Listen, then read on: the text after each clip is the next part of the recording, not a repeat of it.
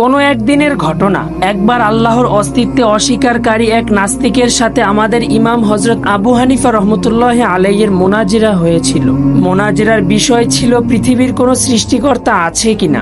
এত বড় ইমামের সাথে এই গুরুত্বপূর্ণ বিষয়ের মোনাজিরা দেখার জন্য শত্রুমিত্র যথাসময়ে মোনাজিরার স্থানে সমবেত হয়ে গেল। নাস্তিক লোকটিও যথাসময়ে পৌঁছে গেল, কিন্তু হযরত ইমাম আজম রহমতুল্লাহ আলাইহি নির্ধারিত সময়ের অনেক দেরিতে সমাবেশে তাশরিফ আনিলেন। নাস্তিক পণ্ডিত ব্যক্তিটি জিজ্ঞাসা করলেন, আপনি এত দেরি করলেন কেন?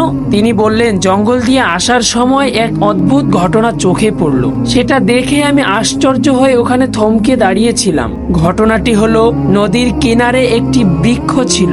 দেখতে দেখতে সেই বৃক্ষ নিজেই কেটে পড়ে গেল, এরপর নিজেই তক্তায় পরিণত হলো। অতঃপর সেই তক্তাগুলো নিজেরাই একটি নৌকা হয়ে গেল এবং সেই নৌকা নিজে নদীতে নেমে গেল এবং নিজেই নদীর এপার থেকে ওপারে যাত্রী আনা নেওয়া করতে লাগলো এবং নিজেই প্রত্যেক যাত্রী থেকে ভাড়া আদায় করতেছিল।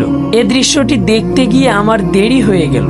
নাস্তিক পণ্ডিত এটা শুনে অট্টহাসি দিল এবং বলল, আপনার মতো একজন বুজুর্গ ইমামের পক্ষে এরকম জঘন্য মিথ্যা বলা খুবই আশ্চর্যের ব্যাপার।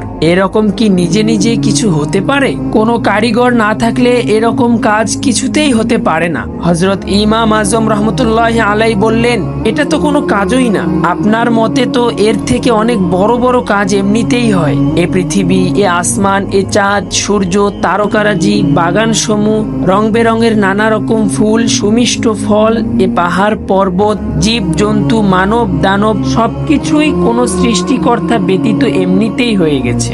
যদি একটা নৌকা কোনো কারিগর ছাড়া এমনিতে তৈরি হয়ে যাওয়াটা মিথ্যা হয়, তাহলে সমস্ত পৃথিবীটা সৃষ্টিকর্তা ব্যতীত নিজে নিজেই তৈরি হয়ে যাওয়াটা তাহা মিথ্যা ছাড়া আর কি হতে পারে? নাস্তিক পণ্ডিত তার এ বক্তব্য শুনে বিমোহিত হয়ে গেল এবং সঙ্গে সঙ্গে স্বীয় ভ্রান্ত ধারণা ত্যাগ করে মুসলমান হয়ে গেল। প্রিয় শ্রোতা, এ বিশ্বের নিশ্চয়ই একজন সৃষ্টিকর্তা আছেন, যার নাম হলো আল্লাহ।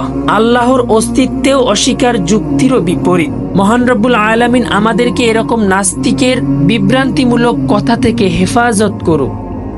আমিন।